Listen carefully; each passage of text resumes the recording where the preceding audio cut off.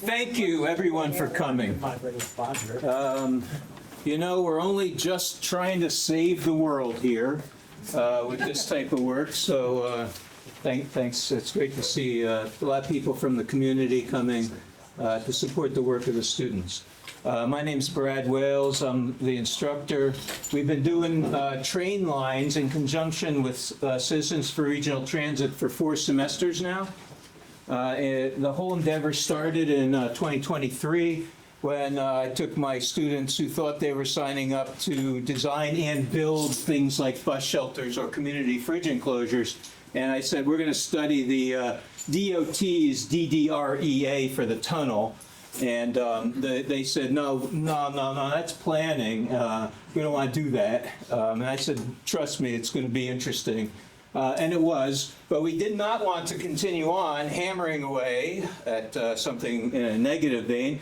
I met with Citizens for Regional Transit, Jim Gordon, treasurer for Citizens for Regional Transit, Carl Skopinski, Doug Funke, president, and Tom DeSantis, and decided that we would look at a positive alternative for getting people in and out of the city, and we would start to work on the train lines that had existing rail beds ready for the tracks to be laid with a lot of planning and discussion.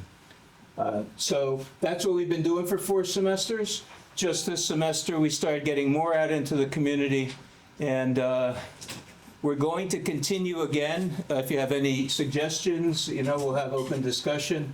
We're going to get out, we're going to do it at probably 2 more semesters. So this is an ongoing process. I would like to especially thank Jim Gordon and Tom DeSantis for coming in. Almost every studio class. So senior studio in the spring is twice a week.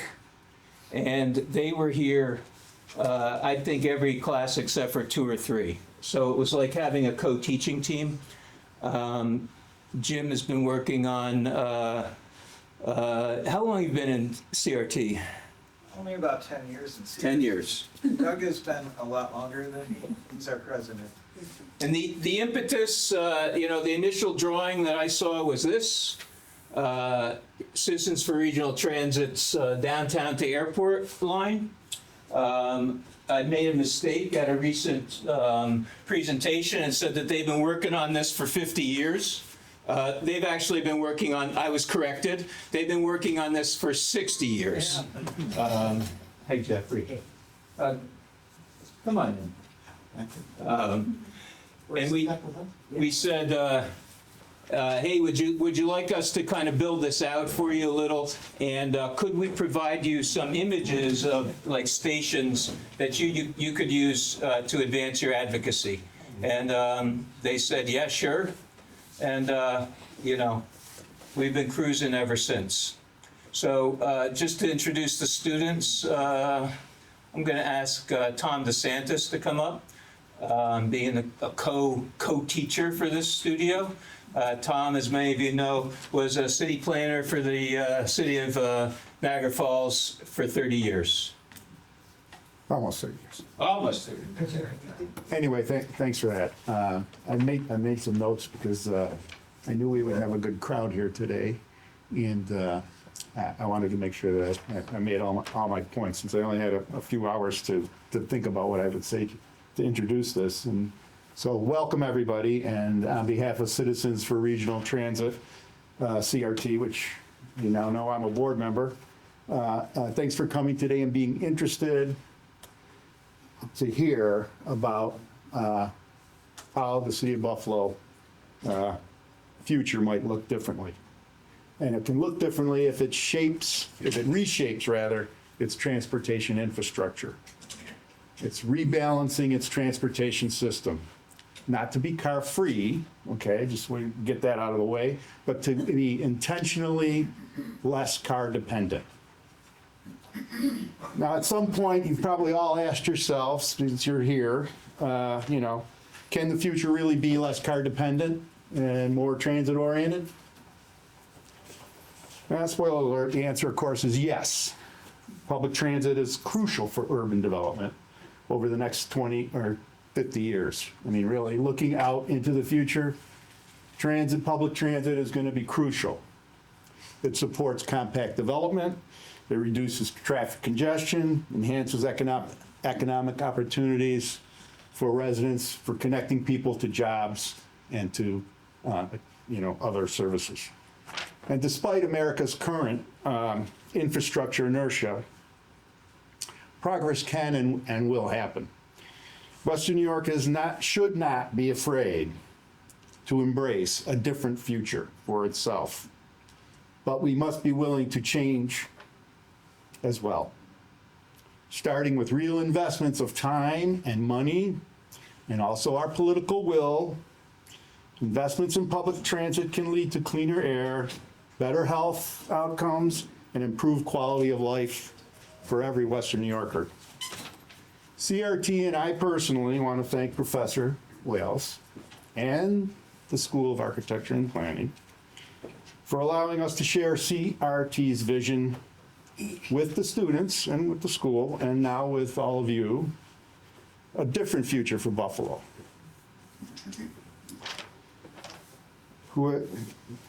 And I also want to thank in particular all the students that worked in this studio this semester, because they have brought really, and you'll see, a powerful visual clarity to the concept of an expanded metro light rail system.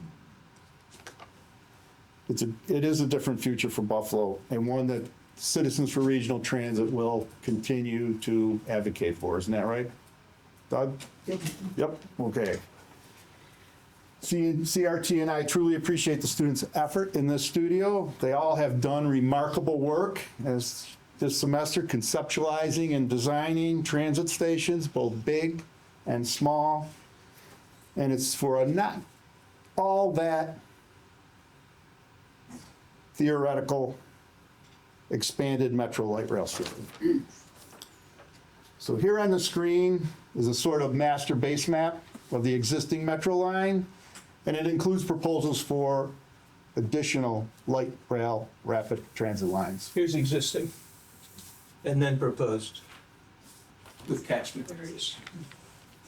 These are essentially CRT proposals that have been refined over the last 4 semesters, as you've heard, working with the Small Belt Work Studio. The lines, as we're just pointing out, the Belt line that goes around the city, it's this green line here. The South Town lines, which has its own little map because it's out there. And then the main focus of this semester, which was the downtown airport line. Next map. Somebody switching maps, or I got to switch my own map? Down arrow, I think. You got to get on the other side. Okay, here we go. This map shows proposed system, same system, with 10-minute walking catchment areas shown for each of the existing and proposed stations. Here, by adding existing and proposed bus rapid transit routes, in purple, you can see a very robust and fully networked transit system.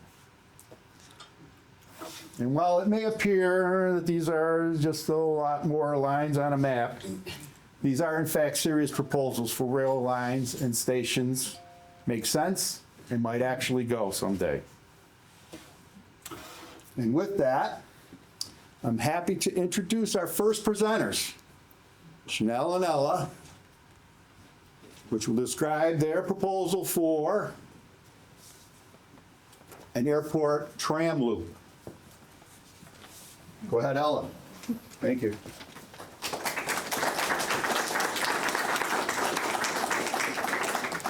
Hi everyone, I'm Ella, And I'm Chanel. and this is our proposal for the airport loop. Here's the existing context. We contacted about a dozen of these businesses and met with NFTA leadership. Here's the tram loop. It connects to the proposed downtown to airport line that runs all the way from downtown to a park and ride at Transit Road. A station on this line was designed in a previous semester at the back of a huge existing parking lot. in a location that also provides access to the Maryvale residential neighborhood to the south. The tram loop connects to the airport terminal and airport parking lots, Calspan Industries, several hotels, and the Maryvale residential neighborhood and senior center. From the LRT station, the loop makes 12 stops total. The zoning around our site is a crazy quilt of different zoning types. We acknowledge that the downtown to airport line, as well as the loop, crosses multiple different zones. This is not a planning class, and we're not taking a deep dive analysis into zoning, because if this project was to move forward, there would be economic development zones centered at each station, and these areas would receive increased funding and tax incentives. Let us take you on a tour of the loop. The loop starts at the LRT station and then extends across Genesee Street into the western end of the parking lot within the airport, then stopping at the terminal tram station, continuing to more key parking lots, as well as the bus stops at both ends of the airport. The loop will then jump across Genesee Street to Calspan Industries, back across Genesee Street to the eastern side of the parking lot of the airport into the economy parking lot, and then it continues behind several hotel parking lots. We're also proposing a maintenance shed that's located in grass areas adjacent to existing hotel parking. And this maintenance shed provides shelter, storage, and servicing facilities for the tram vehicles operating within the loop. This is the second proposed option of the loop, running through the middle of the parking lot, as well as a second proposed option for the placement of the maintenance shed, which would now be located over in the economy parking lot, keeping it away from the residential neighborhood, helping to reduce noise from any tram maintenance operations. These are some of the precedents we looked at this semester as inspiration for our tram loop. As you can see, trams are a common and beneficial feature at other airports. Now we're going to walk you through the key sections along the loop. This is a typical cross-section of the monorail, a single column with a continuous reinforced precast concrete box beam girder, the typical cross-section at all stations that are designed to have a steel truss system that's partially enclosed, allowing passengers to see out all sides. The station enclosures also help with weather protection and life safety and are fully lit. We have designed the roof of the stations to be curved to help with rainwater runoff. And within these stations, we have 2 stair cores placed at either end and an elevator placed in between. And here's a typical cross-section and plan of our maintenance shed. With a total of 12 stops along the loop, the design concept is we've created a module that can be adapted to fit the surrounding context of each stop. The design changes based on the sun orientation and the possible placement of designated engineered point source water management systems. Essentially, they're just rain gardens. These are a few photos of where the loop would run behind the hotels and the areas where these designated rain gardens would be located. Here's a cross-section at the terminal station.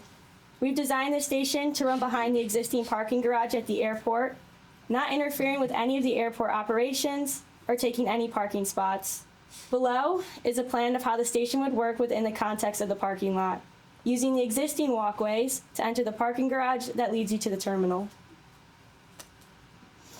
as well as what this station would look like at the platform level. These are some photos of the airport and the view that you would have when you get off at the terminal station. And here's a cross-section and plan of the LRT station and how the tram would meet the proposed station from last semester, which was located in the Maryvale residential neighborhood. This is a rendering of the LRT station with the connection of the tram loop, with the LRT line going out to Transit Road and the tram loop continuing out to the airport. Here's another view of the LRT station, highlighting the transfer station specifically. Here's some more renderings showing the view of a typical tram station. On the left is an interior view within the station, as well as an exterior shot on the right, walking into the station, and a view of the station overall. We thank the NFTA for meeting with us, and we understood that the tram has a practical potential because the senior airport staff told us that the shuttle buses are one of their larger operating costs in terms of maintenance and gas. Making this tram loop a practical and forward-looking transit connection that enhances mobility, supports surrounding communities, and helps support development around the airport area. Thank you.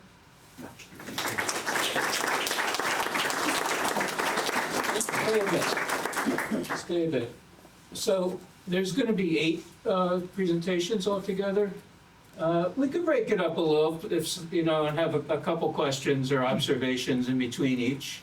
So if there's anything anyone would like to talk about?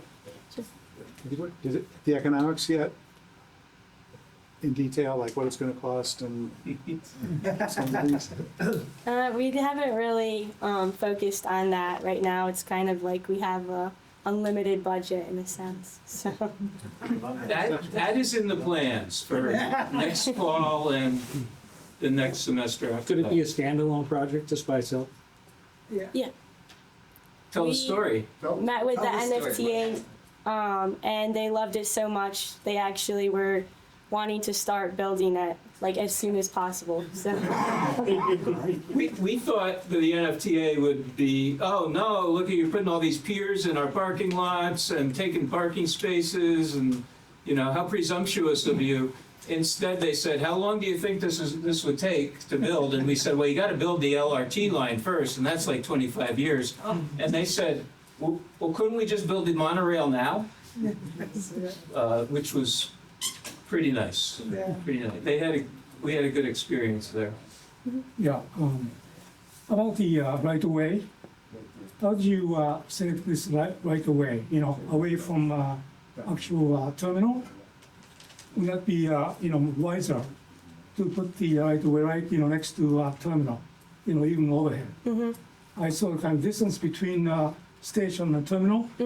That may not be really attractive to many folks, you know, especially with kids and heavy luggages. sure. I think you should consider, you know, put the station right in front of, next, you know, or above terminal. Okay. That would be much more, you know, interesting. Yes. Well, you're the second architect that said that. Okay. So we have interim reviews, and Ken McKay said the exact same thing. Okay.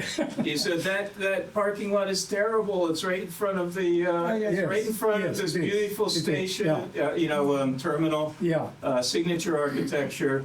But then when we went out there, the NFTA was happy that we were in that location, not demoing their current covered parking because They have a master plan, and they're Okay. proposing to Yeah. actually extend out their parking garage right now, Yeah. right where we have the terminal. So it would be like a perfect spot, they told us. I really love it a lot, echoing kind of what Earl said, but a little bit different. If you know the backstory of the new airport when it was completed, I don't know, 10, 15 years ago, it was always envisioned that the parking structure would be largely underground. It isn't, obviously, so it really, anybody that approaches the airport can't see this wonderful terminal, although the photographs made it very appealing. And it might have been good to just think through, if you're gonna have an airport loop, that it might reduce the amount of parking that is necessary right in front of the terminal. But overall, yeah, it's terrific. Thank you. that's a discussion for Shango afterwards, Charlie. All right, any one more or move on? I just have 2 quick questions. I hear the phrase monorail being thrown around. Would this be a true monorail, or would it be a like steel rail, like almost like light rail almost? A true monorail, yeah, just like a tram system. And then would you have most of the right of way double tracked or single tracked? Single track, yeah. So would you have like certain areas where trams can pass each other, or you know, or is it just like one train only on the whole line? Ideally, it would be one train, and if we would have one tram going to service one section, and then if needed be, for another tram to be serviced, we would have it follow behind it. If that makes sense.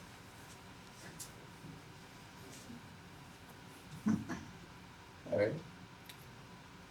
If it was just gonna be a monorail, one tram, have you estimated the time that it would take to go all the way around?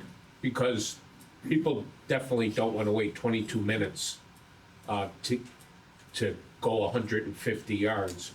So, you know, the time would be pretty important if it was gonna be one thing. And any estimate on what it would take to go around the whole loop?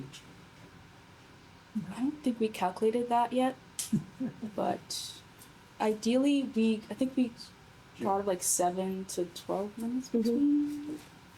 All right, so these questions are very good. Can you put the map back up real quick?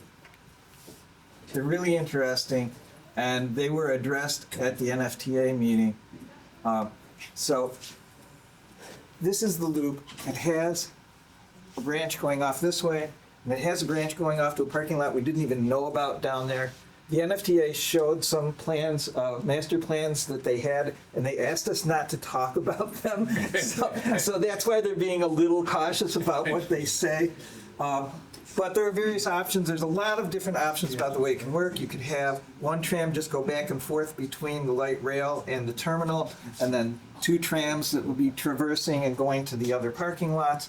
There are a lot of different ways to set it up. There's a lot of different kinds of equipment. We didn't explore all the different brands and models of trams that are out there. We just wanted to give the idea of this layout and routes, and they loved it. They suggested, there were a couple of options. They suggest putting a stop right in the middle of that parking lot, and so they just made that change. And I think they want to hire both of them for internships for this summer. They were very impressed.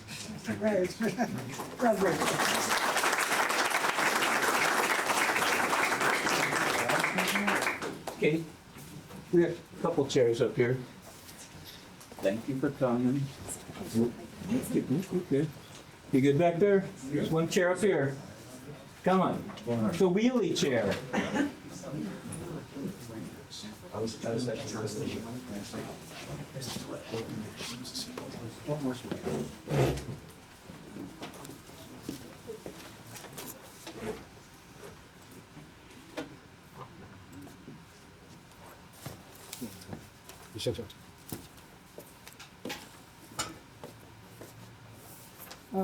Hello everyone, my name is Meng Yao. My name is Ha. So our station is Airport East Station, part of the proposed downtown to airport light rail rapid transit line. The line travels from downtown to downtown and continues to the transit road terminal. And this is our existing site contacts. We contact about 10 of those businesses. Okay, so this is our existing site contacts. We contact about 10 of those businesses, and we had a completely different experience talking to a community member, Sunwell Industrial. We had our first option on Sunwell, and we met with them on Zoom 3 weeks ago, but they told us they don't want it. So here is our second site suggested by Sunwell. It's located on northeast side of the airport and on the south side of the Genesee Street. And you can see where is the site and the mix of the residential, industrial, and airport. The site is vacant and revegetating from the past. The highly vegetated, there are woods crossing Genesee Street to the north. And here is a vacant portion of the site. This site explores nature reclaiming vacant commercial lands by framing a new mix of transit and future uses. The design continues elliptical language of the previous master's airport line stations, as you could see previously from the airport loops. Transit-oriented development is shown as 3 ellipses in the plans along Genesee Street for potential commercial tenants as well as cafes and delis to serve both transit riders and residents. The site includes connections between light rails, buses, and walking paths. This is the bus stations and walking paths that connect along Genesee Street. Here are sections of the proposed mass timbers roofing systems where to show the nature's aspect of the stations. Here's another longitudinal sections that we can see ramps trees passing through the ramps on the stations. Within this green landscape, we propose a mass timber roofing systems as shown as this president's looking at the beams and structures of how it's working, beautifully combined with natures. This is the renders of the interior experience of the stations. Here is this renders of the ramps where travel up into the stations. Okay.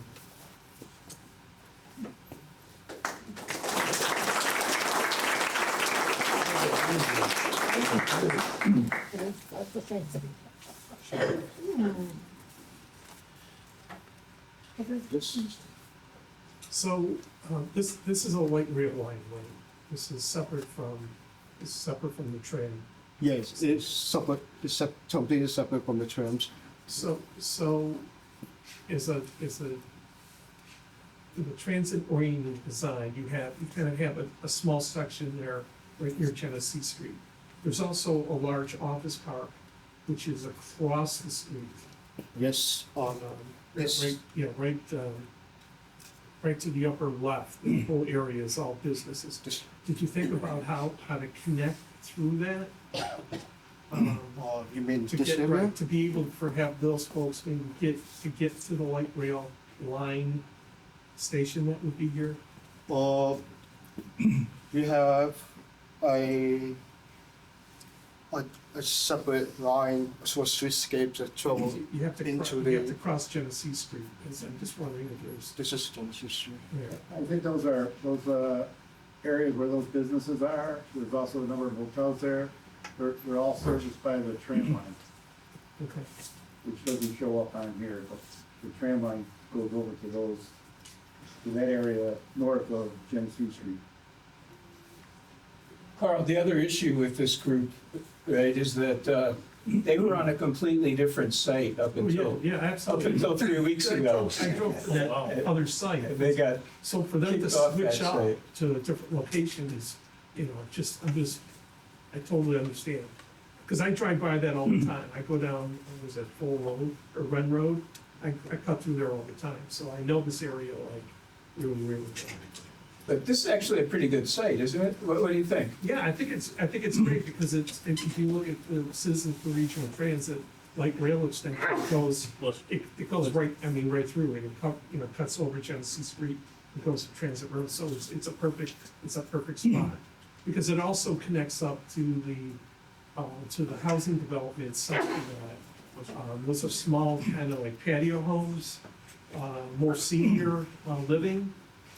And there's also the golf courses you guys need, is full, right? So it is an important location. So if I may ask, I'm sorry, where was the previous site? Oh, yeah. Not full. Our previous site was at Sunroad Drive, which is right across the airport, and our site was located behind the industry of the Sunroad real estate portfolios. So, and then 2 weeks ago we talked to them on Zoom, and they said they don't want the train station to be theirs, and they suggested maybe it would be better if there was an actual train station around here that kind of served all the areas around, such as the neighborhoods and their own facilities. And I mentioned that because I'd love to see, I think this is a great site.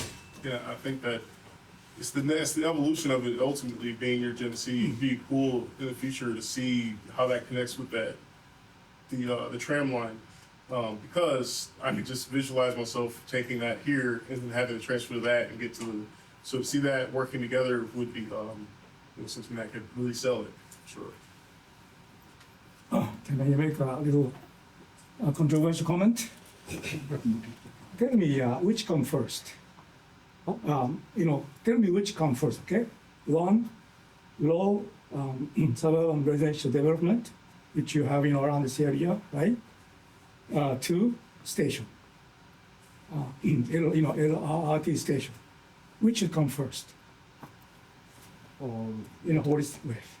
There's a comment about the reduction of the car, vehicle traffic, and one of the very reason for transit is to combat that, right? And give kind of equitable ridership, for all the citizens, immigrants, okay, refugees, whatever. So ironically, because of the the private ownership in this country, normally this is what you have, right? So, I understand, your point, right? But ideally, many countries there, especially, let's say Sweden, okay, post-war, they did train station first. Then, large development came, okay? So we are talking about, I would say more like between 5 and 10 dwelling unit per acre. Okay, the survey area, which of course, very much gas consuming. You should have at least 30 to 40 DU per acre, which, brings about 3-4 story high, kind of townhouses. Then station finally makes sense, financially, and, conceptually. So, maybe, there should be somebody, decision maker should be coming, okay? In a way, this, really good lesson, okay? Hey, we did the reverse, right? Maybe we still have, time to, sort of, do reverse engineering, if you will. Then begin to, show more dense housing. At least in this mixed use, sorry, just, these are the mixed use right here. Place to pick up your pizza, when you go home to your family, and then you maybe 5 minutes walking distance from your area. What is the radius of the first ring A? What is the radius? The first radius is around, I would say, 1,000 foot. Quarter mile, about 600 feet. Okay. I think that was not. Normally, I think you should use the quarter mile, okay? Because that's equal to about 5 minutes walk, by say regular people. And so, that's the distance and walking distance and where to put, they're very, very important. So, that's something that you like to do, in the next round, okay? So CRT has long wondered about whether or not to put a station there in Yeah, Genesee Street. right. The feedback from this room is telling us, investigate that more. I have to give these two students an amazing amount of credit. I don't know if you picked up on it, but they had a whole different station, all built and designed with renderings and all kinds of stuff. And 3 weeks ago, they presented to the people who were in that neighborhood, and they said, no way. Yeah. They did almost a full semester's worth of work in 3 weeks to give you what you just saw. So I think they deserve a big round of applause. Good for you.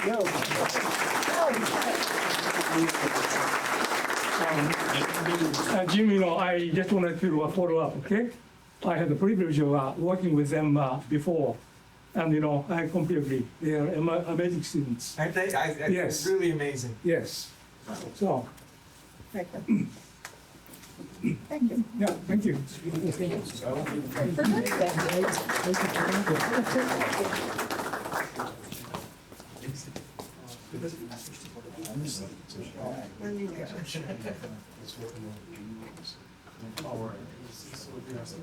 They didn't have enough time to.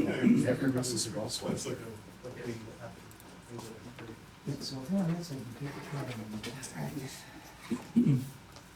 All right. Hi, my name is Aiden, My name is Raj. and our site is located at the intersection of the Bailey Avenue Bridge and our proposed downtown to airport LRT line.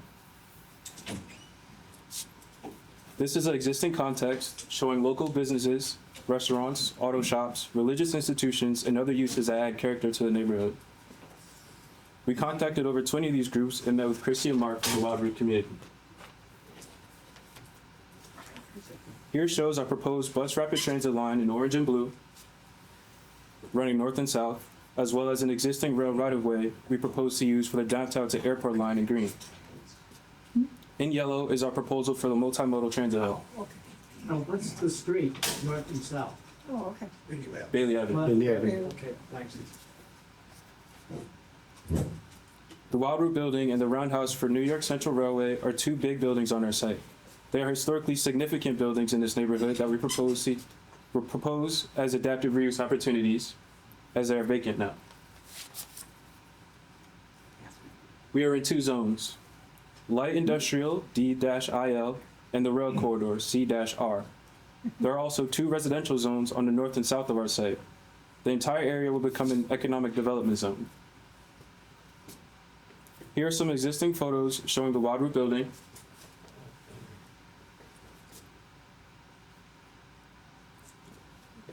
Here is the Bailey Avenue Bridge we are proposing to replace with an expanded bridge for multimodal transit hub. Two precedents we looked at are the Canary Wharf Crossrail by Foster and Partners for scale and crossing,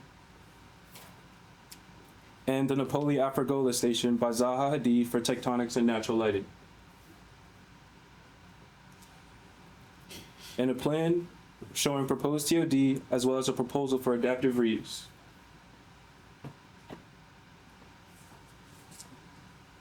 This plan begins to show the relationship between the new rebuilt Bailey Avenue Bridge and the platform for the light rail rapid transit line below as a crossing for the two modes of transit. As you can see here. Here are some early section studies for the new bridge.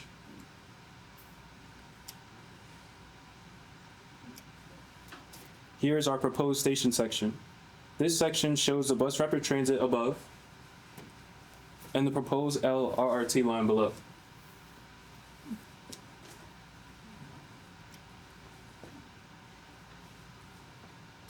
Here is the station will have a center platform run inbound and outbound on each side, as you can see in the section. Here is the ground level platform and a proposed commercial space for the community. Here is the Bailey Avenue Bridge with an addition of a bus station pull-off on each side. South of the hub, we propose a linear configuration along Bailey of mixed-use transit-oriented development. Here is the roof plan. The project's concept is connection at this major transit crossing. By creating a multimodal transfer hub, we give the neighborhood access to a wider Buffalo community, as well as giving the Buffalo community access to the rest of the world. The station also provides the greater Buffalo community access to what the neighborhood has to offer. Here is a view approaching the platform.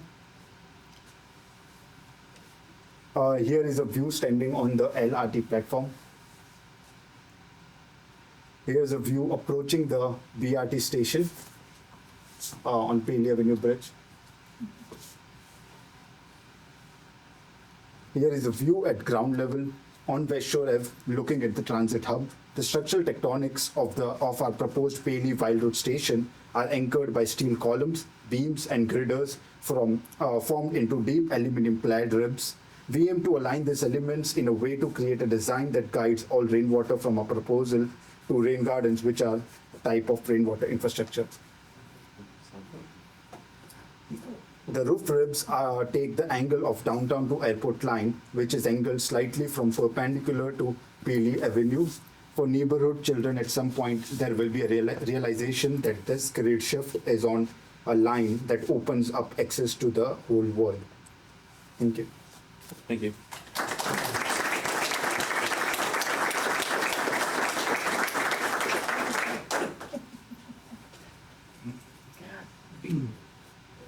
You talked about how you contacted several businesses around the area.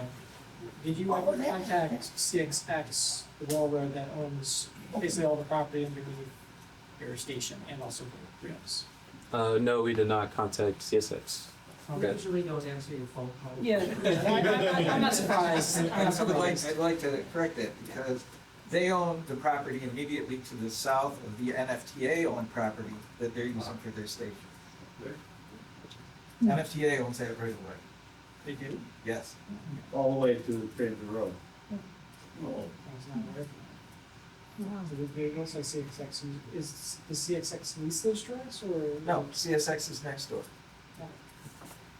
If you go to this station typically, and they're gonna head out to the airport and then ride by car, consideration for parking underneath? We're proposing some small parking spots I see. on the Okay. side for the when the metro comes for Okay. and a drop-off lane over here. Yeah, two questions. So I'm assuming in your section, you took into account the, like, any height issues with, trucks going down Bailey? Yes. Okay. So I guess the more important design question I had urbanistically, what's your perspective and relationship on Walden to the north and in Broadway to the south? It's interesting that because it's on the rail line, it's not on a intersection of NFTA lines that are actually there, and I think a lot of people are going to probably connect from those directions, potentially. So what's your perspective on that and any potential to have a relationship with those two intersections? Sorry, can you repeat the question? Oh, sorry. So Walden and Bailey to the north and Broadway and Bailey to the south are two sort of intersections of NFTA lines, the 19, 6, and 22 to the north, and then the 4 and the 19 to the south. So I can see that naturally being something that should have a relationship. So I guess the more accurate question is that something that can have a relationship, and how do you see that happening? Is there other structures that look similar that can exist there, or what is your perspective on that? No, we didn't exactly take that into consideration. For this site specifically, we sort of took an approach of this is the only station this semester that is combining bus rapid transit and the light rail rapid transit, and we wanted to give the multimodal transit hub a sort of symbolic or like iconic sort of look to essentially just exaggerate the importance of what this multimodal transit hub could bring to the neighborhood. Jeff Ampleman from NFTA schooled us a little on the Bailey Avenue bus line. I think he said it was the 4th most used bus route in the city. So, that was, they kept their focus right there for now. And I have to ask because I know that Walden is so populous in that regard because of the access to stuff like the Gallery Mall and things like that. So I'm just curious of what, how that connection is made, if it must exist. If this is something that's supposed to be iconic in itself, that's understandable. I think it might draw people anyway. But it just begs the question because it is the next level.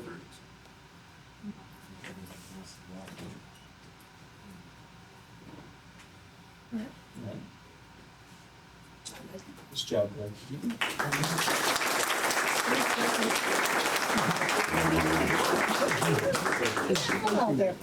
Eddie, there's a place up here with your name on it.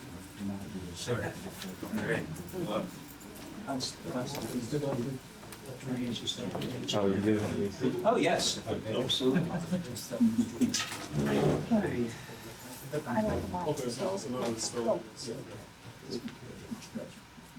Jim? Are you gonna? Oh, yes. I forgot. He works alone in this one. All the other ones were pairs. No, there's one more. There's one more solo. Let's have Joy. I can't hear. We also have Joy. Oh, and Joy, yes. Yeah, Joy's also by herself. Hi, everyone. My name is Aaron. The station I'm working on is the Erie Canal Harbor Station, which is attached to the proposed belt line. The station is right on Canal Side. Canal Side is a vibrant waterfront that has both urban, residential, and recreational spaces. Canal Side includes many outdoor year-round activities, examples such as outdoor ice skating, water bikes, canoes, festivals, and concerts. Also by the site, there are hockey rinks, retail hotel spaces, like from KeyBank Center and Harbor Center. The site is north on Canal Side next to the old Odd Block, partially under the I-190 Thruway. The station is also connected through the Buffalo Metro Rail Canal Side Station. The station is on the existing Amtrak line that goes through Buffalo and also the proposed belt line. The site is owned by Erie Canal Harbor Development Corp. The parcel is bounded by Main Street, Exchange Street, Washington Street, and the railroad. The site is used through third-party vendors such as developers and parking companies. This is a photo of Pearl Street looking east towards the site. The station will be created by excavating down the site to the existing Amtrak line, opening up the tunnel. This shows the retaining wall that is on the Odd Block that will be removed for the tunnel, to remove the tunnel. This is a photo of the other side of the station, of the other entrance on Main Street. My station works with the Canal Side Land Use Improvement Project, which is a proposed project for the Canal Side area. This is one of the renders. This project is meant to add retail, restaurant, office spaces, residential units, hotels, and structured parking within several buildings. And here's another render of it. The station is designed to incorporate these changes. This is the site plan that includes the station along with the Canal Side Land Use Improvement Project. Here is the platform level plan. As you can see, the station is below grade, so it's underground, which is the same level as the parking garage for the proposed Canal Side Land Use Improvement Project. This is the street level plan. There is a bridge that continues the path from the proposed Canal Side Land Use Improvement Project. It also connects to the main stairwell of the station. Here is a typical section cut of the station. Here is the section cut of the bridge. And then here is a render on the Main Street entrance looking down at the tracks. And then here's a render of the main stairwell towards the station. Thank you.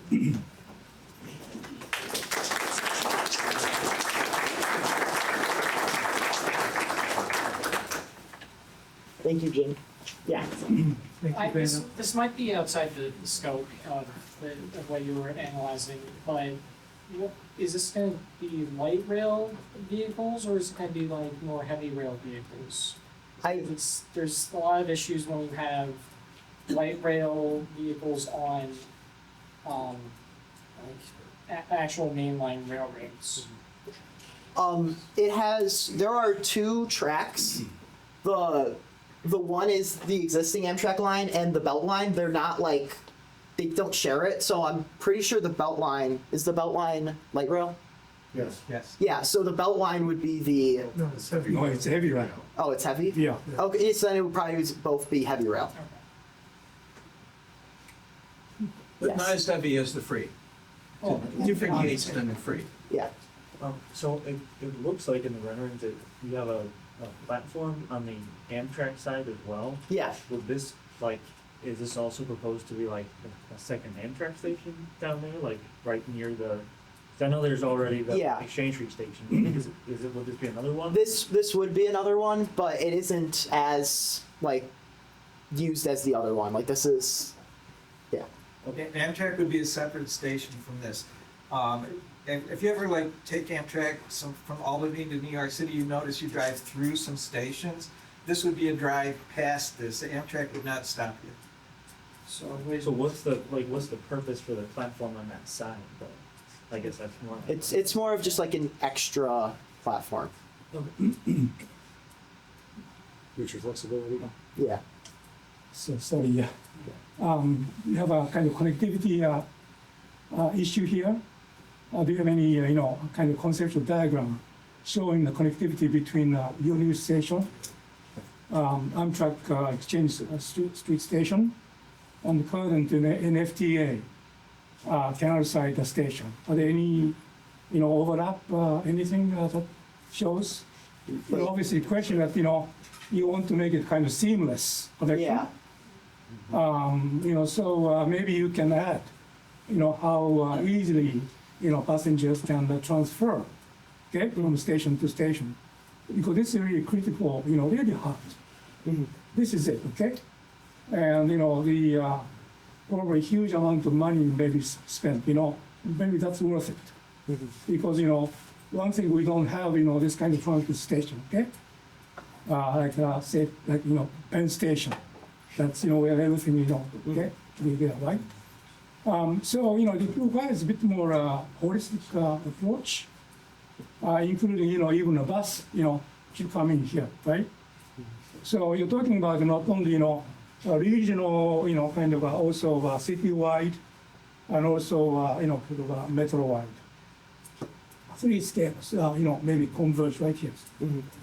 That would be great. And also, as you can see, right, this evening, right? Thousands of people are gathering right here, right? Yeah. Right here, right? Just off, right? So imagine, people can come to the Sabres game, hopefully more often, right? Next year, next semester, okay? It will be really, great place to be. So, but, thank you very much for wonderful suggestion here. So here, you hit the one of the elephants in the room here.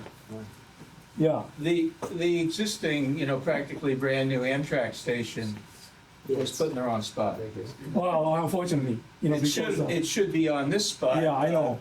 Coordinated with the new developments, with lots of parking, and then you would connect immediately without having to walk, a block and a half in the rain to the Metro Rail. I know. So if we're gonna do this, how much is this? A $15 billion overall, transit system. We could afford to move that existing Amtrak station. And Brad, what I like most of all about all your students is none of the designs that I've seen look anything like the existing new Amtrak station. Insinuating that it should be not. I know it is. I'm all for it. That's the Repurposed.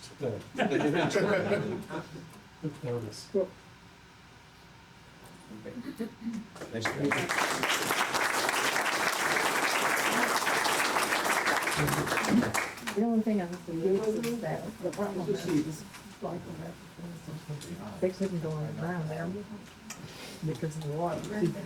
So I'm not sure that would make it. Our emergency for 10. So, They put in pumps in. and we couldn't, oh no.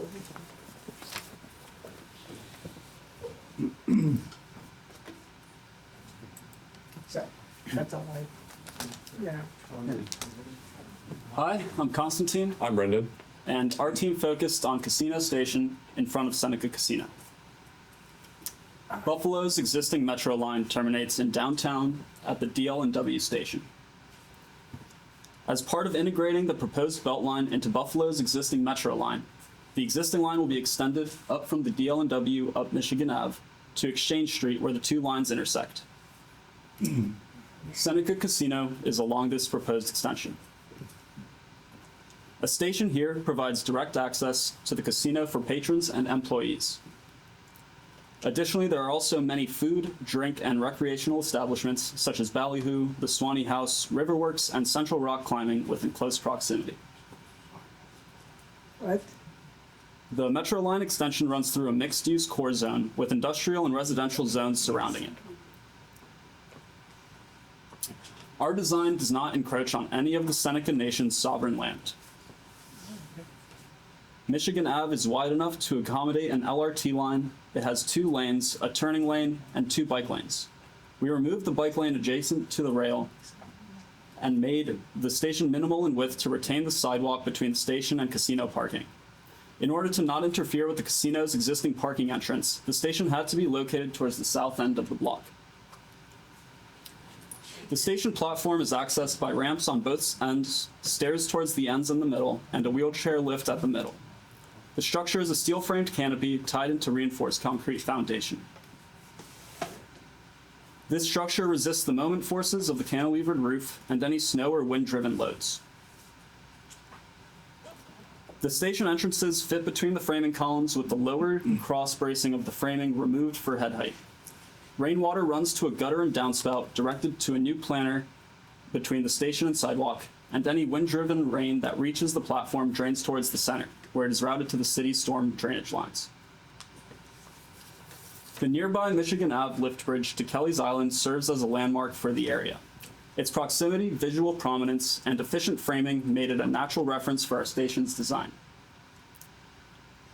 Our proposed station relates to the framing of the bridge quite directly. Much like the bridge does not block the silos behind it, providing a visual of what it connects to, our station provides a visual connection to the casino behind it. The X bracing at the station ends provides additional rigidity where the ramps require removing the bracing in cross-section.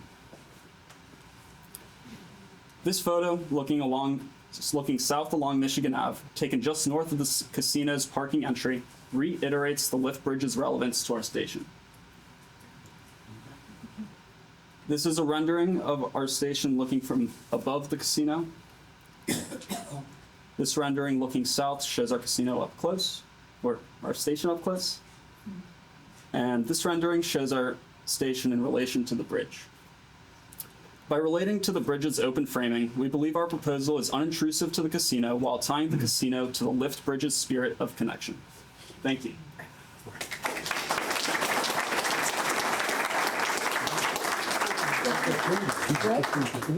Yeah, you can stick the train on from my for us.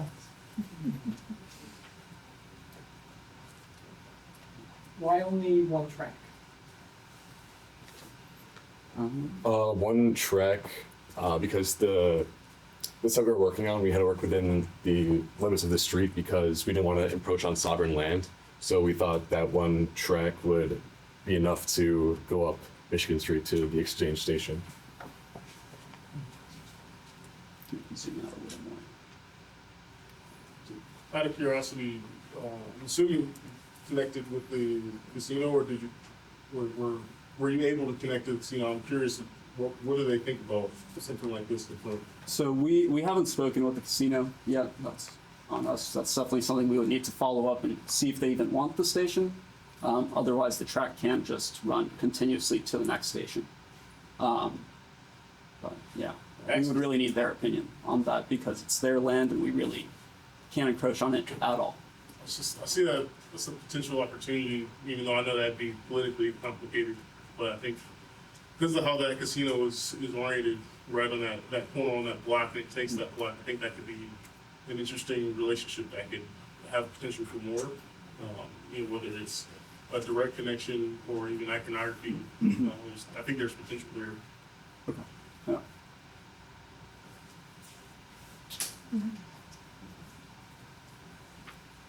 If there's just one track, how do they go the other way? Yeah? So I guess the next station partly gets into it, but it splits so that once one station or once one train gets to the next station, the other can reverse. So the sheds are tracked in both directions? Yeah. Oh, okay.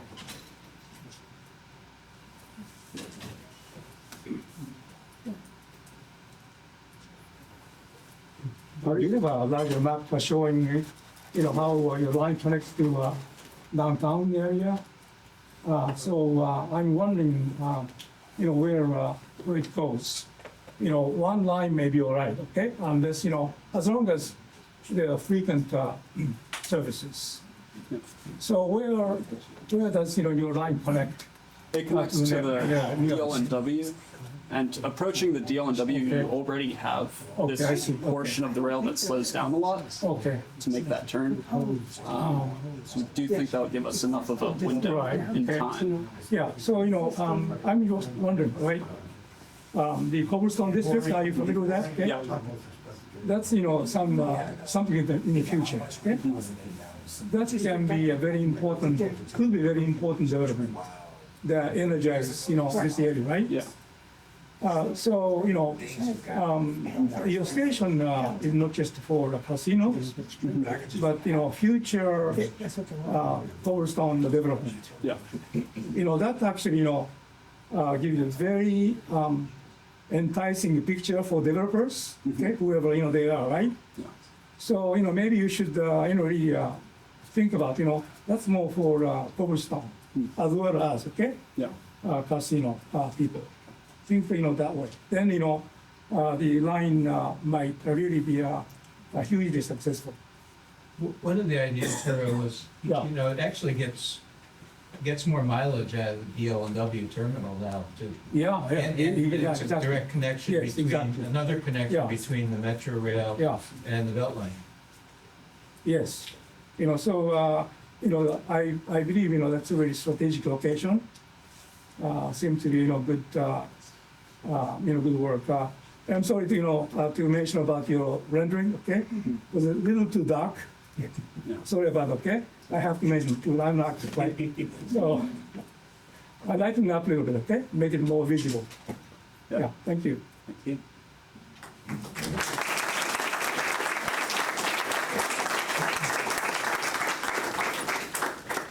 Chase, there's room over here. There's room over here, unless, you need to make it quick. No.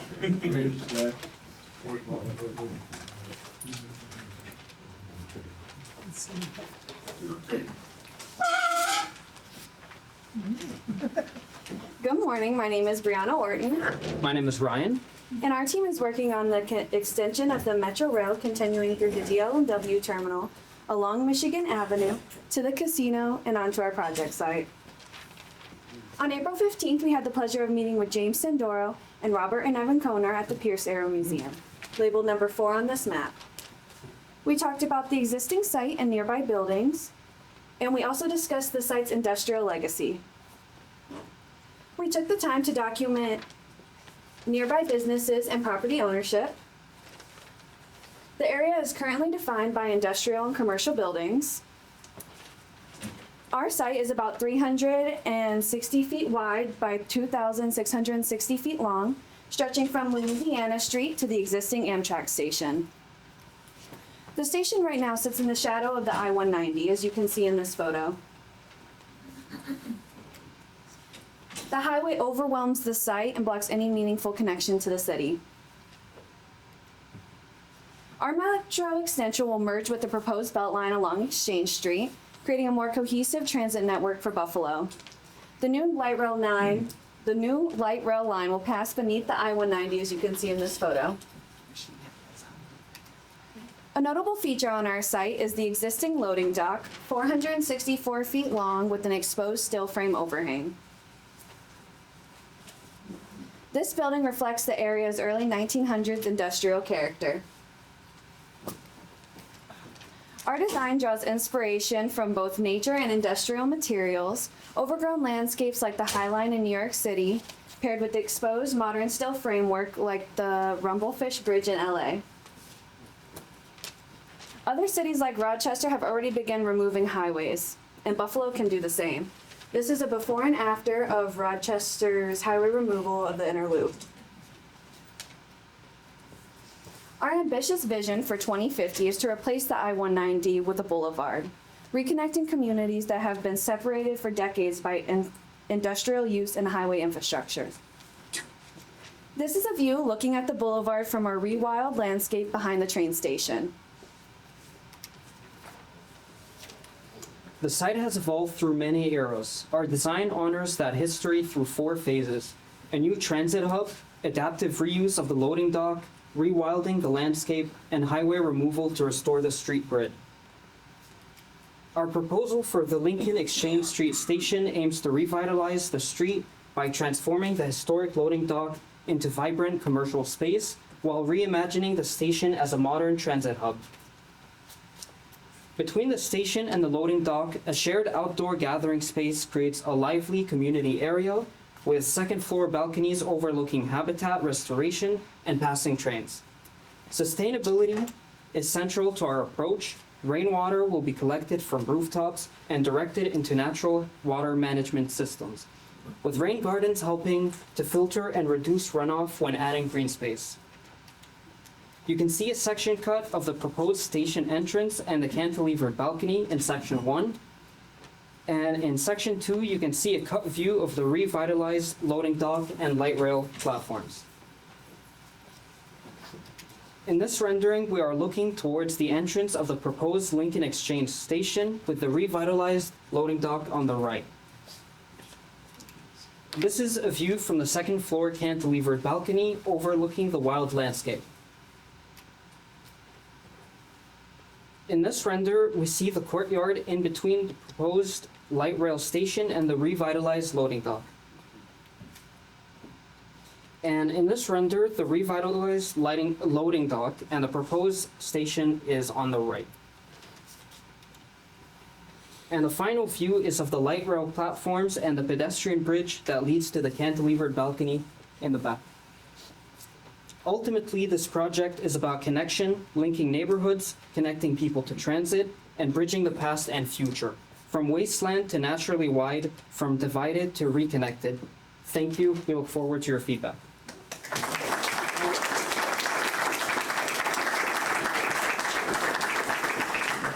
Just explain the loading dock a little bit more clearly, if you would. Okay. So the loading dock is an existing structure that is for lease and is used as storage for the Pierce Arrow Museum that stores cars and other engines. So remain in its current use more or less. We hope that it would be adapted to commercial spaces and included with the proposed station. Love your idea for I-190, it's fantastic. Good imagination. Yeah. I was wondering why you chose to have one of your lines go to the northern part of your station instead of the second middle track that you have. I personally think that you should switch your Amtrak and CXX track and your airport track. Okay. Swap them, have Amtrak track on the northern side, because then you have a very easy transfer for people that would want to go on the Southtown or some other places. Where's Tom on that? I'm kind of had to leave, but yeah, this is great feedback because in the next semester we're going to be talking and thinking about things like that. You just brought out some a possible set of directions people would go that we didn't think about, and it's like, yeah, people might want to come out here, go to the South Towns. How do you do that from here? So that's a really good thing to think about.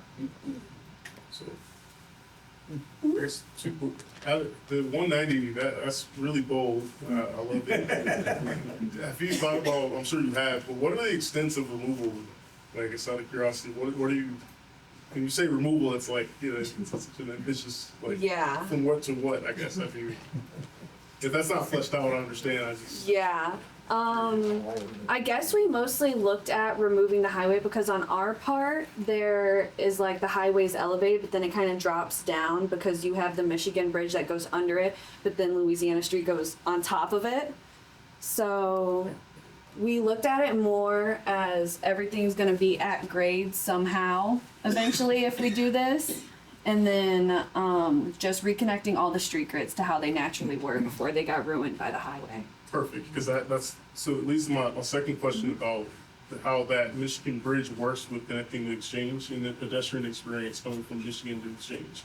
I know currently there's like a couple bridges where you're proposing that flatten that as well and have Yes. that be an intersection. Like regular, just like train tracks, like if the train's coming, just regular stoplight and then the train can go through. The one plan shows the bridge still going across. That's an adjustment you have to make, but no, I think that's great. hold on. I just want to make sure this is following with what you were talking. You're saying that you would have all of those areas where there currently are bridges going over the railroad tracks. You would have those at grade 2. My main problem with that is that it creates a high risk of pedestrian and vehicle collisions at grade. That's a really big issue, and I think that maybe a mistake to have.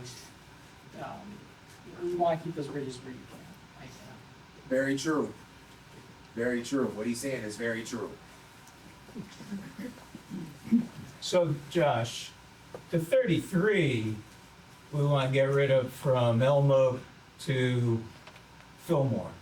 So that it comes, 33 comes in and there's a traffic circle at Fillmore and you get it the heck out of Humboldt Parkway, right? This is just a teaser here. And probably if it takes, 5 or 10 years to get rid of the 33, then we go after the 190 along the waterfront to a Time Lake Boulevard.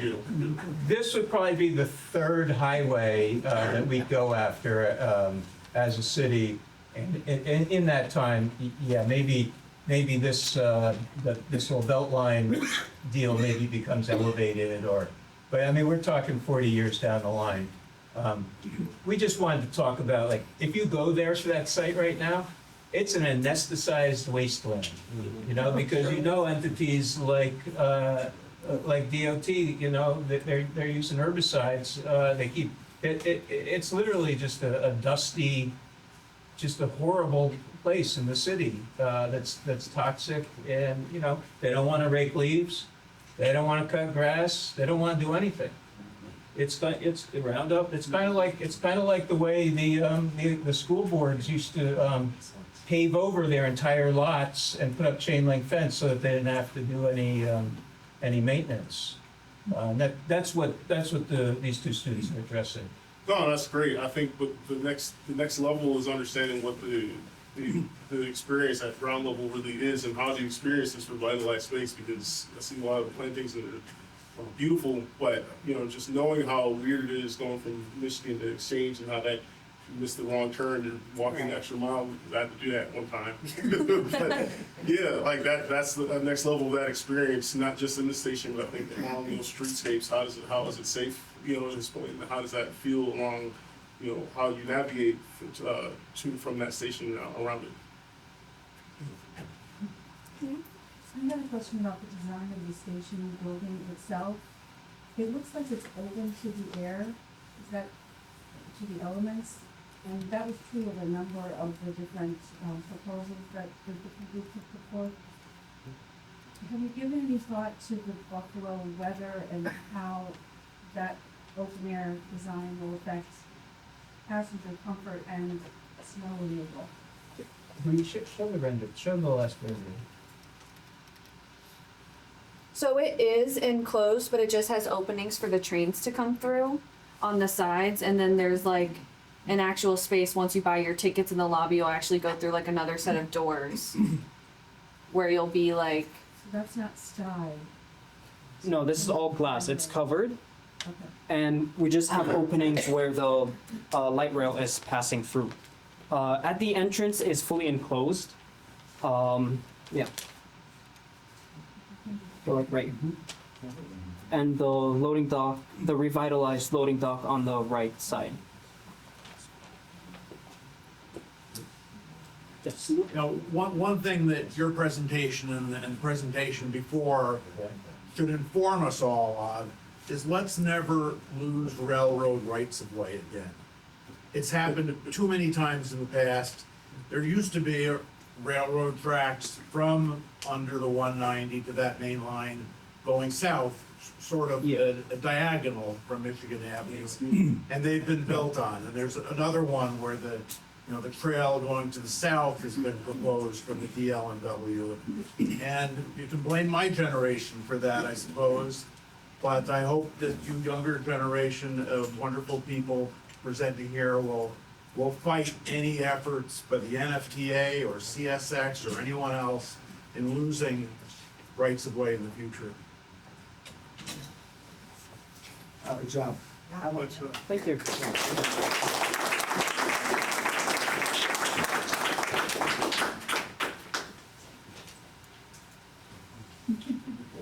We have two more.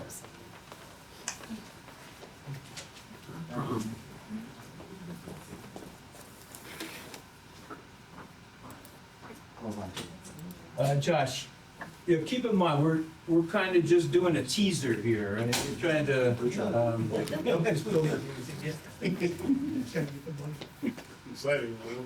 Hi, my name is Joy, and this project is the Botanical Gardens Station located along South Park Avenue in Buffalo.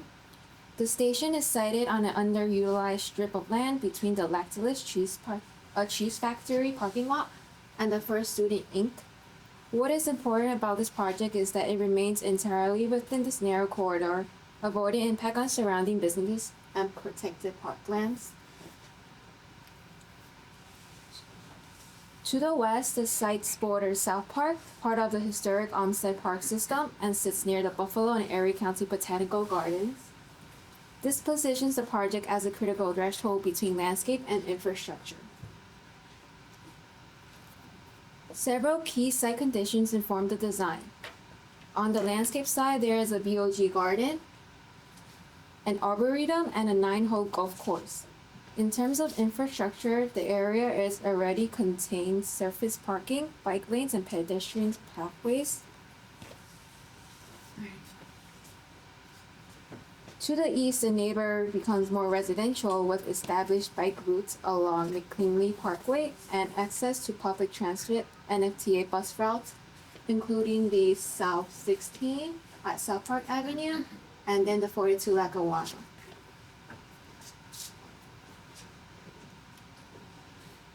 Running directly through the site is the former DL&W rail corridor, which currently acts as both a physical and spatial divider between the parkland and the surrounding neighborhood. Because of the intersection between the rail corridor and the South Park Avenue, I had identified this location as an important opportunity for intervention and connection.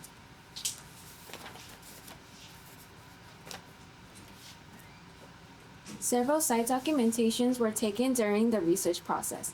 The first image was taken facing South Park along the South Park Avenue where the Route 16 bus can be seen next to the bridge. Additional views were documented standing below the bridge facing the Lactalis cheese factory as well as the First Inc. student parking lot.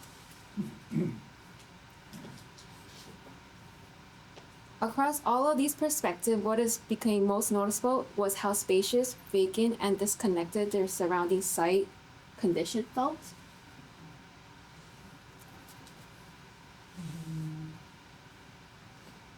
One precedent study that strongly influenced the project was the Fortaleza subway extension in Fortaleza, Brazil.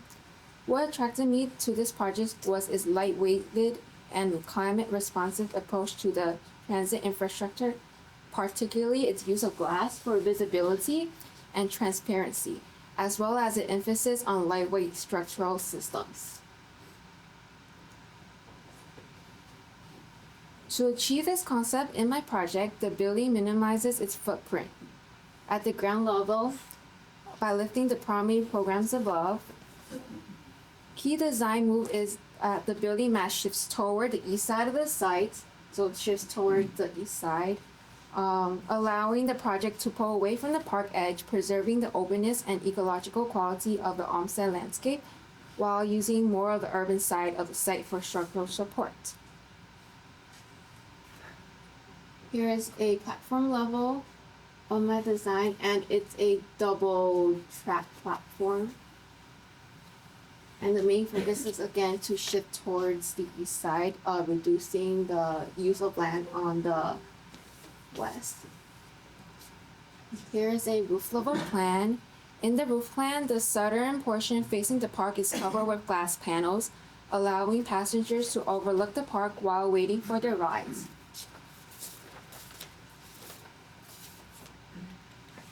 The transparent roof treatment also helps the structure visually blend with the adjacent botanical garden scape.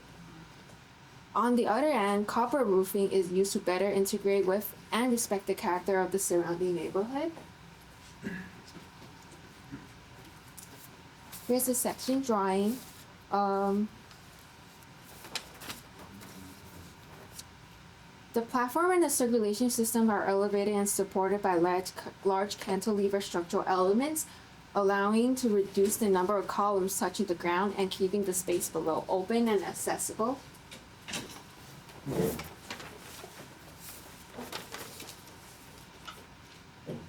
Here's a render of the platform inside day and night. So rather than spreading across the site, the station becomes precise and strategic in how it occupies space. It operates as a linear connector similar to the Fortaleza President study, allowing movement between the park and neighborhood without reinforcing the existing barrier created by the railroad corridor. Overall, the project rethinks infrastructure as something that can be light, elevated, and connective, minimizing its physical impact while maximizing its ability to bring different parts of the city together. Thank you.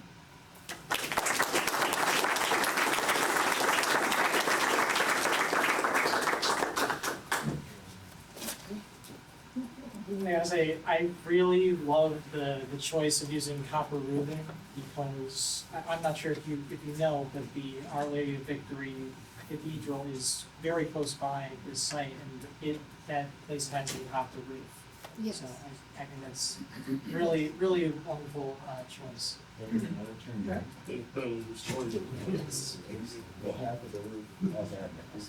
Is this the unused drain line to the south town? Yes. Yes, okay. So Tim, we stayed away from that for 3 semesters, but I got talked into, this more fantastical line this semester, kind of just for interest, just to put it out there. So it's not really showing terribly well, but it's this inset on this map. Her station would be the first stop at South Park, all the way between there and downtown, because we would have bus rapid transit running on South Park itself, so we don't really need a super rapid transit there. This gets you down to the southern tier, and then from here, you go down to Hamburg and Orchard Park, and the Bills Stadium is right there.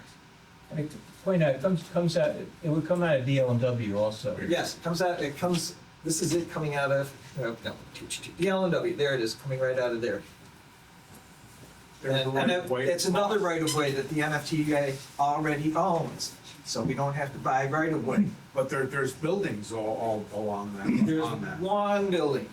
It's an oil company. This line would be totally aerial, so I don't know how much that is even going to get into the way of it. I kind of think we can go around it or over it or whatever. And this is also part of the Riverline project. NFTA owns the land for Riverline project, and they are developing that Riverline with a long-term range of having that maybe being a light rail rapid transit corridor as well. So they should be integrated with each other. I think some kind of compromise can be made where you have one set of platforms along the line have an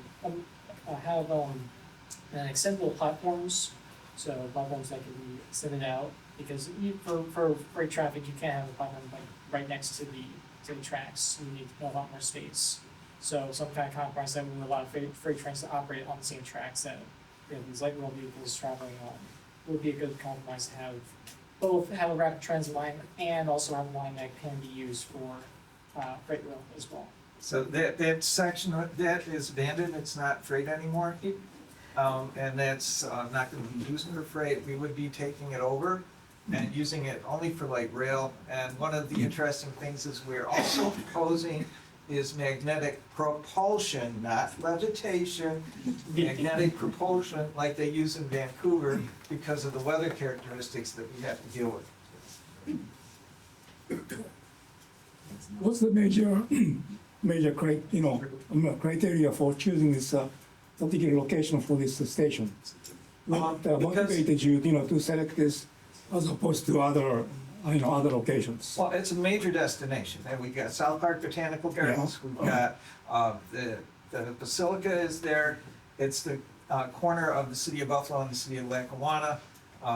It is the very edge of the Olmsted Park system.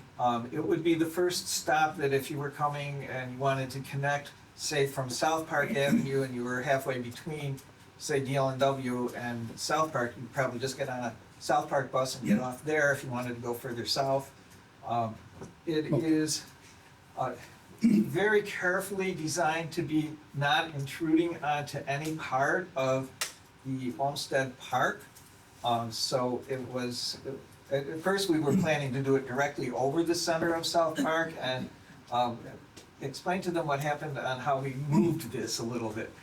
So originally my first site was planned to be located here, but it didn't work out because it sits majority on the Olmsted Park, which we couldn't be like touched.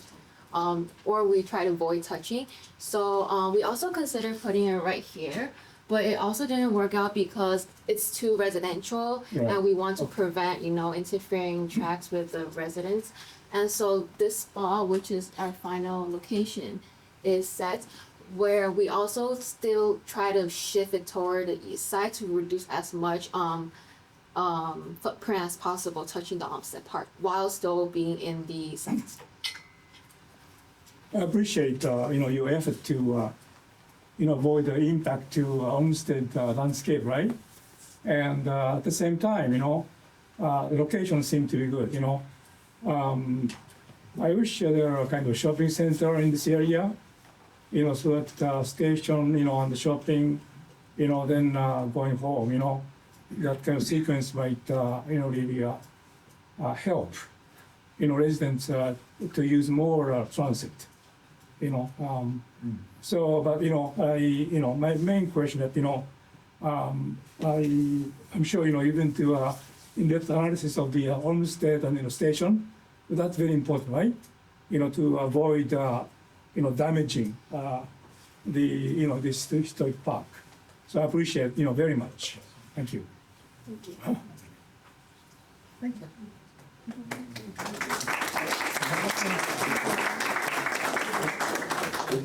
I was just wondering, does this, it was mentioned, like, this is the intersection of Buffalo and Lackawanna. Do you feel like this is going to be sufficient, especially for people in, like, First Ward Lackawanna, which is, like, traditionally really difficult for people to disperse and to move across different portions of the city? Do you think that that is sufficient for them to be able to get to, like, what was mentioned, like, shopping centers and some of these other spaces that they're otherwise missing with that specific location? I'm not sure, but there is a lot of transportation available, such as the 42 and the 16, and there's also biking pathways right here. So they could also take the transit if they wanted to go to like the Southtown Bill Stadium or other parts of downtown. But yeah. And there are at least 5 really good restaurants right within walking distance. Blueberries. I had previously worked on the Black Rock Station, and I live about 2 minutes south of here now. I think it's a pretty incredible location, connecting the stations to the south towns, because when I was doing this project, I didn't even think about it until I moved there. But I was wondering, in a similar sense, less about, one, is that connect down towards the football stadium area, because that is like, this whole area is very disconnected. But secondly, have you considered like the amount of people it'll bring into the south towns? And like the pros of that, because that was a big thing in Black Rock, would bring people into those areas where they're less likely to go to on a day-to-day basis. We intentionally did a double platform because it actually connects to the Southtown Buffalo Bill Stadium. So that's the one reason why we made it a double platform, because we predicted that there's going to be more passengers during days there's a game. That's awesome. I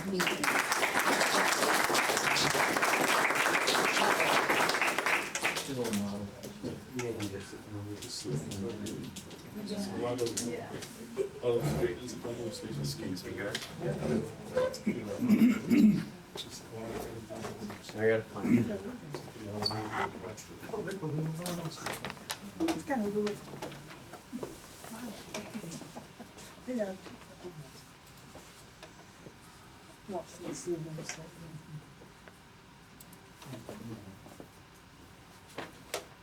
Good afternoon, everyone. My name is Christian Rafferty. I'm Daniel Giuliano. And here is our proposal. Oh, I'm so sorry. This is the wrong file, guys. I'm so sorry. I'm so sorry. This was figured out, I promise. It's the wrong file. Yeah. Disappointed. I know. Guess is awake at the end. No, you'll see, you'll see. I'm so sorry. Oh, there goes your A. I know. There we go.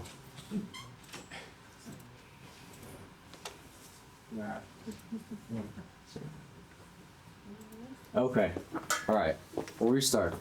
Good afternoon, everyone. My name is Christian Rafferty. I'm Daniel Giuliano. And here is our proposal for an integrated metro rail system to the new Highmark Stadium. For genuine surprise. That is because the Surrey Road Railway line runs with the pitch and the guns being stacked, and it gets better. Train pass through the second.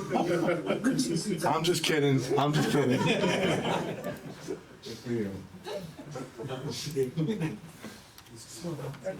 All jokes aside, our proposal positions the new Metro Rail Stadium just south of Southwestern Boulevard, east of ECC South, and adjacent to a parking space to remain.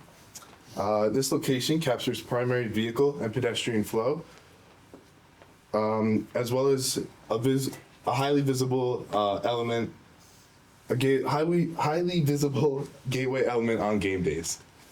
Along with the new transit station they're incorporating into the stadium, this Metro Rail will really tie the two together. The area around Highmark Stadium is a low-density residential and suburban environment made up of mostly single-family homes, open land, and large parking lots. It is highly car-oriented and lacks the dense commercial activity you would find in an urban stadium district. On game days, however, the neighborhood transforms into a vibrant social tailgating environment that defines its unique identity. This area also contains many small businesses, restaurants, and institutions we plan on contacting to propose this new Highmark Stadium station. The elevated SkyTrain runs parallel to Southwestern Boulevard, allowing uninterrupted traffic movement below while providing high-efficient, high-capacity transit access above grade.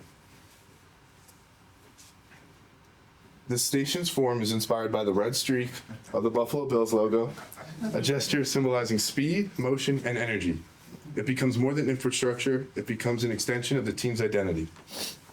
The design of the station is based off the chevron shape that is recognizable to all visitors. Above the station rests a grand red plane, giving the station a roof with proper slope to allow rainwater drainage and collection. Platform plane is concrete and intersects with the grand staircases, which you can see from stadiums all over the world. Accompanying these staircases are diagonal planes made of tinted red glass, giving visitors a unique experience while entering or exiting the station. Above the stairs sits a thinner chevron plane, allowing for some protection from rain and snow throughout the year. Finally, the station is accompanied by 4 chevron planes at ground level, leading visitors from across the street to under the station and to their appropriate train. The structure is divided into 3 functional parts. The middle portion of the station receives incoming and outbound trains, optimizing flow and minimizing congestion during peak arrival and departure surges. The northern loading platform consists of 4 circulation cores paired with elevators, while the south side consists of 4 elevator cores and grand staircases. The southern portion delivers visitors to stadium gates across the street while ensuring ADA accessibility throughout the station. This station is transportation, identity, and revenue infrastructure in one integrated system. Thank you.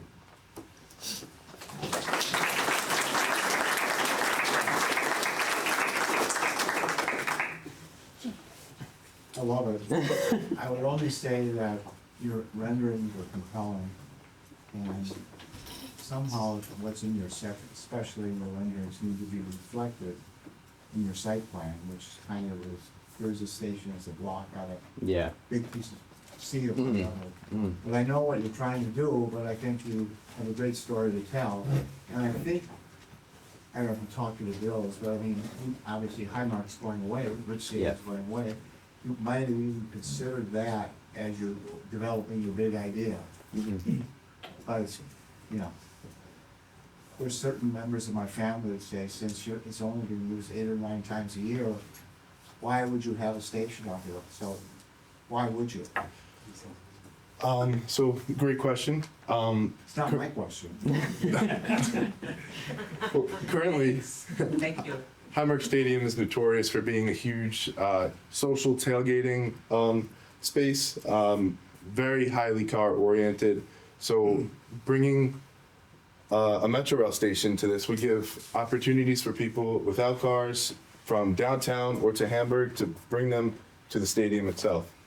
It has a purpose during the week, which is if you got rid of the Skyway, this train line becomes a mitigation for the lack of the Skyway, for example. I would also like to add, ECC is also right there, so it would be a very good way for students who don't have cars to be able to get to class. So, yes. You know, to answer that, the use of this station when there's no game is a park and ride.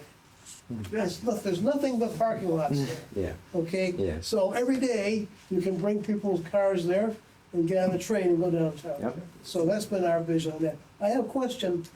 Are you planning for enough room for more than one train to queue up for game day? Like they're doing for Sabres. Sabres now has a plan where they can bring 4 trains in there. So when you get out of the Sabres game, and you don't have to go out and wait in the cold for the next train to come, you got 4 trains lined up there. You get in the first one, it goes on the next one, and so forth. Like we have a lot of them. Yeah, we haven't thought about that. That's a great idea. Okay, well, I think I would Yeah. encourage you to do that. Yeah. Can I jump on that? The track is very straight through there, and there's plenty of track to queue up an extra train or two. The NFTA for the Sabres games, with the DLNW, I don't know if you've noticed, but the platform's double long. They can queue up 4 trains, and when you come out of the Sabres game, you can get onto any one of 4 trains, and they're gonna run train, 4 trains, each train, let's see, it's 140 people car, 540 people a train, that's over 1,000 people at once we can get out of there. And that is the plan, is to have massive numbers of people going in and out, and this will take you, the same kind of thing they can do down there. It's not gonna be able to take everybody to the game, it's, even with like Rail Rapid Transit, you still couldn't have enough capacity to do it, but it would certainly help in terms of traffic on game days. And RM Transit has a video, I don't know if you're a YouTuber, but RM Transit has a video where he tackles the question, is it worthwhile to have a light rail stop, go to an arena, even though it's hardly ever used? And he comes to the conclusion that yes, because on those days, we get people who normally would not take public transit onto public transit so they can experience it. So, I wasn't sure if you're proposing putting in a spur that runs from the rail line to the stadium for the game day train. Was that the case? Or are you putting the station right over on the existing rail line? So where he's pointing over there, the station would continue off of the Southtowns corridor line, and this is the proposed line that we have, and then along that here is the station. So you actually are putting in a spur that goes to the stadium? Correct. Okay, so related to that, I actually like the steam train. But I think the steam train, in part may help answer the other questions that people are asking, because in Orchard Park, there's a historic rail station, and, the rail buffs are using that station, and they might at some point want to have some rolling stock there, and maybe even if somebody comes to visit the historic station, then maybe they can take a little train ride to somewhere nearby. And so, a little train ride between the historic rail station, over to the stadium station, and back again, might be an interesting, quick thing that could be done to add value. Yeah. So that's something that could piggyback on the infrastructure that you're building. And in addition, ECC is down there, so if you put a spur in to a station at the stadium, then it might even be able to double as sort of a park and ride service. Yeah. That's a great point. Yeah. So you might be able to put that infrastructure in and get multiple uses out of it. Yeah. Thank you. Oh, and if you put, if you did a railway trail project, that included a trail along the railroad line, then, the trail can follow the rail spur into the stadium area as well. So even more uses. Yeah. There's at least one NFL precedent as well. Like in Boston, they've got game day trains going from Boston to Foxborough for the Patriots. So that's something else to learn from. Yeah.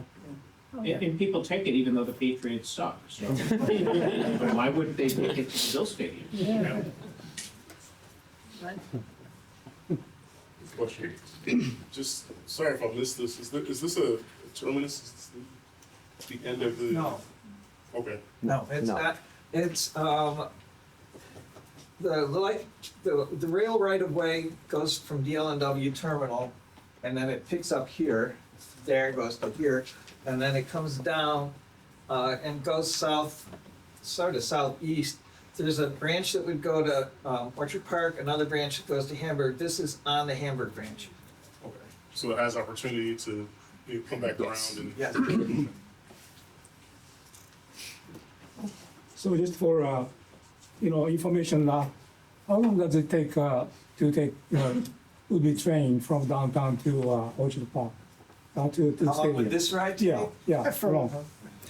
40 minutes, half an hour? No, I don't think it would take that long. No? The idea is from the previous stop, from the station at South Park to downtown Right, yeah. would be continuous, so that would be what, 5-10 minutes at the most? And then you're looking at 1, 2, 3, 4, 5, looking maybe a 15-minute ride to the stadium. And equivalent, from South Station to downtown, essentially. That's about, the. From the stadium to downtown. Yeah, about 20 minutes, About here. 15 to 20 minutes, somewhere in Okay, there. okay, I see. Yeah. Keep in mind, these light rail trains are gonna go faster than 50 miles an hour, somewhere between 50 and 60. Yes, I know, yeah. So right. it's not gonna take long to make that trip between Yeah. South Park Avenue and LNW. I have this one dream kind of thing that the train could stop when it's close to the lake shore during sunset hours, and you can just sit on the train and watch the sunset. I don't know, I think that would be kind of fun, but I don't know if they would ever go for that. But other than that, it wouldn't stop. I think everyone here can agree that trains in Buffalo would be a lot of fun. I think that's.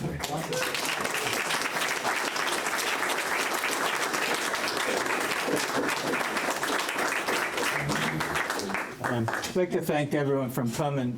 Also, there's a lot, you can see there's a lot of positive energy around this. Yesterday I did about 50 texts, and about half people said, yeah, I'm coming to that.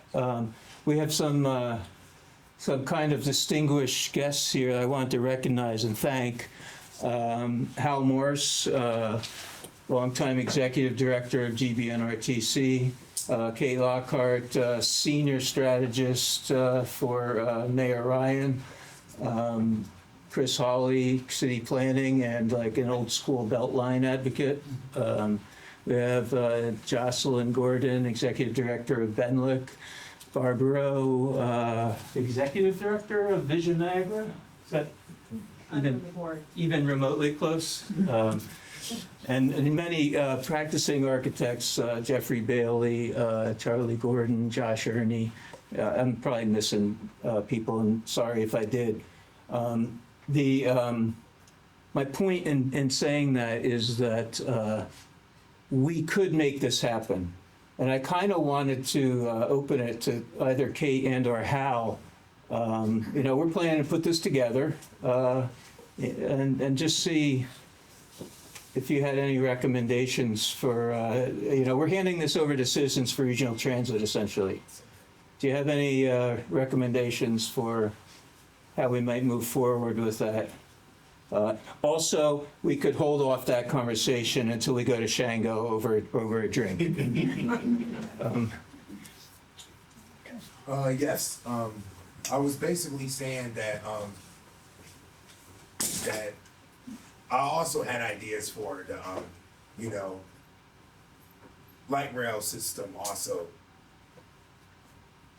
To extend the Metro Rail rail system. Have you guys ever used tunnel boring machines before? Is what I'm asking.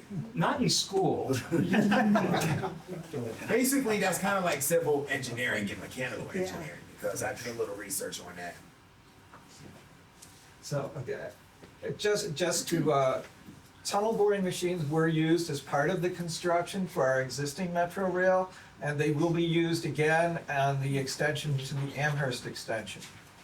The latest scuttlebutt is the idea of blasting is gone, and they're going to use tunnel, or just excavation and drilling and chop up the rock and excavate it out, so you don't have to do any blasting. Too much water. Right. I already know that because Elon Musk had invented his own tunnel boring machines. Elon Musk. The sculpture that is in front of the South Campus Metro Rail Station was a drill bit that helped guide all the equipment drilling through the rock. Yeah, but also I'm thinking about creating my own tunnel boring machine. Oh, cool. But I have to go to school for civil engineering and mechanical engineering. Okay, well, we're gonna get this done before then. Hey, can we talk about it after? Yeah, sure. Okay, cool. So it's a real. I'd also like to recognize Steve Rosenthal, our videographer.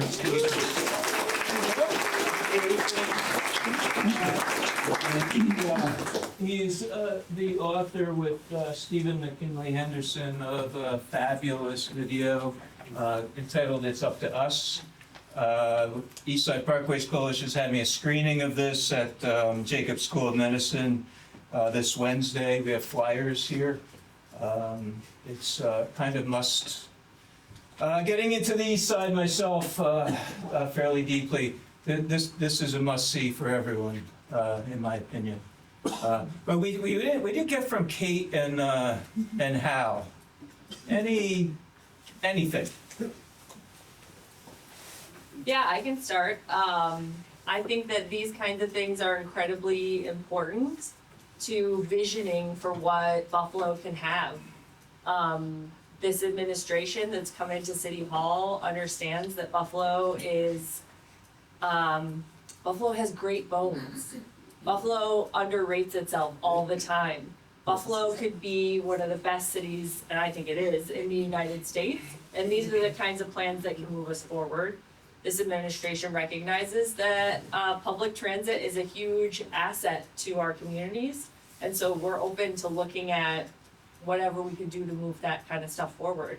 We're here to collaborate. I wouldn't be here otherwise. I could be at home on a Friday afternoon, but I'm here because this is an important thing. We have the benefit of having a university like UB here within the city, and we should be partnering with you guys wherever possible. So thank you for all your presentations. It's really a great opportunity for us at the city. Thank you.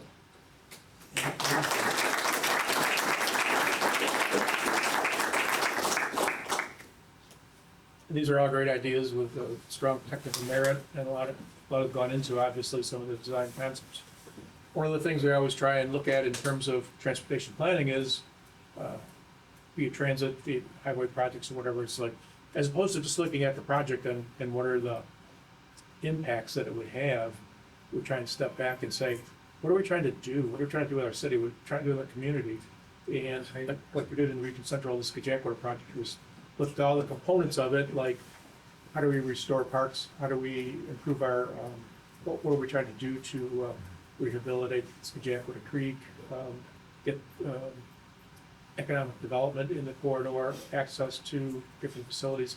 And from that, look at if we want all those things, what kind of transportation do we need to have to make that happen? As opposed to looking at some transportation concepts and what are their impacts? Typically, how do we avoid negative impacts? But flip it over, flip the dynamic, look at what are we trying to do? These are great concepts. How do we make the use of these apply to these things that we want our community to be in terms of the people that live there, the built environment, the natural environment, and look at how do we make those things happen by using good transportation concepts. And I think that helps people understand as opposed to you run out and you start running into negative impacts in terms of why do you want it to look like that? Why should it be on that corner? You know, who's gonna pay for this kind of thing? But get us thinking about what do we wanna live like? How do we wanna have our communities develop or redevelop? And what kind of infrastructure can help us get there? So I think that's an important concept and helps us bring these things into focus that makes people really wanna do these good things. Chris, can we come down to City Hall next semester and talk about some stuff? 100%. All right. I think that's a wrap. Thank you, everyone.